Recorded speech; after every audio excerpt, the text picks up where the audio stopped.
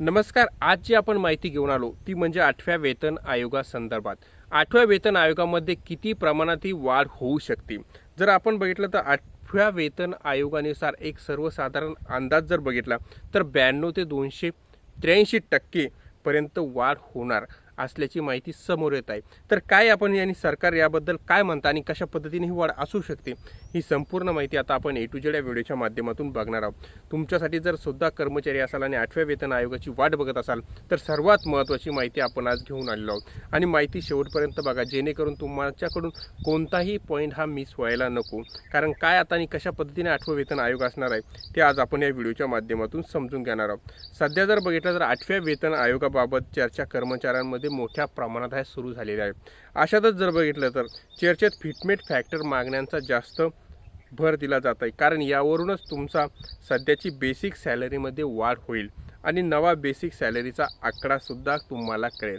सरकार शेवटी जो फिटमेंट फॅक्टर ठरवेल त्यानुसारच कर्मचाऱ्यांना बेसिक असा लाभ हा दिला जात असतो. 8व्या वेतन आयोगामध्ये सरकार जो फॉर्म्युला ठरवेल त्यामुळेच तुमच्या सॅलरीमध्येही वाढ होत असते. 7व्या वेतन आयोगातील फिटमेट फॅक्टर काय होता आता आपण ते समजून घेऊया. 7व्या वेतन आयोगामध्ये फिटमेट फॅक्टर 2.57 ठरवला होता. त्यामुळे सरकारी कर्मचाऱ्यांची बेसिक सॅलरी 7,000 रुपयापासून वाढून डायरेक्ट 18,000 रुपये झाली होती. म्हणजे असे सरकारी कर्मचाऱ्यांना 7,000 रुपये हे मिळत होती, त्यामध्ये वाढ करून डायरेक्ट 27,000 रुपये म्हणजे 18,000 रुपये हे मिळण्यात आलेले होते. 8व्या वेतन आयोगाचा आता बेसिक फॅक्टर काय असतो याकडे सर्वांचं लक्ष आहे. म्हणजे त्या पद्धतीने जर बघितलं 2.57 झालं तर म्हणून त्यांचं 7चं डायरेक्ट 18 झालं. आता 8व्या वेतन आयोगामध्ये हा फॅक्टर कोणता असतो त्यामध्ये सुद्धा सर्वांचं लक्ष लागून असलेलं आहे. जर आपण बघितलं तज्ज्ञांचा अंदाज काय सांगतो, तज्ज्ञांच्या मते 1.92 फॅक्टर ठरण्याची दाट शक्यता आहे. म्हणजे आता 18 तर 1.92 लगभग 36च्या थोडंसं कमी. म्हणजे आपण साधारण जर बघितलं बेसिक जर 18 असेल तर 36,000पेक्षा थोडंसं कमी म्हणजे 34-35 हजारापर्यंत म्हणजे ही वाढ असणार आहे.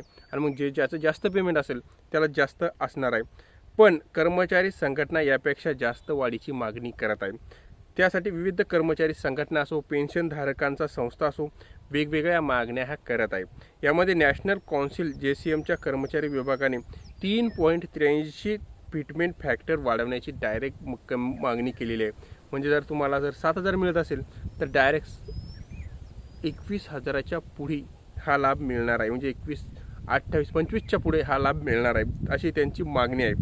जर दुसरीकडे बघितलं तर national pension organisation 3.25 fitment factor वाढवण्याची मागणी करत आहे.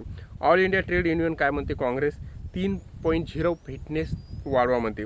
जम्मू काश्मीर काही कर्मचारी 3.86 ते 3.68 त्याचबरोबर फिटमेंट फॅक्टर अशी मागणी करत आहे. बेसिक सॅलरीमध्ये किती वाढ होण्याची शक्यता आहे. सध्या कर्मचाऱ्यांना बेसिक सॅलरी 18,000 रुपये आहे. जर 1.92 फॅक्टर लागू झाला तर सॅलरी जाईल 34,560. त्याचबरोबर 2.57 फॅक्टर लागू झाला तर जाईल 46,260.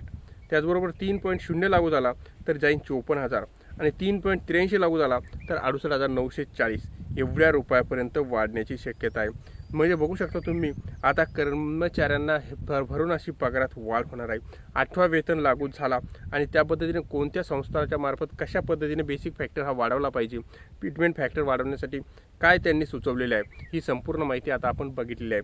नक्कीच तुमच्यासाठी ही महत्त्वाची माहिती आपण होतीच. कारण आता 8व्या वेतन आयोगाचे वारे सर्वकडे वागू लागलेले आहे आणि सरकार यासंबंधी केव्हाही निर्णय घेऊ शकतो आणि पगारामध्ये बऱ्यापैकी अशी वाढ होणार आहे.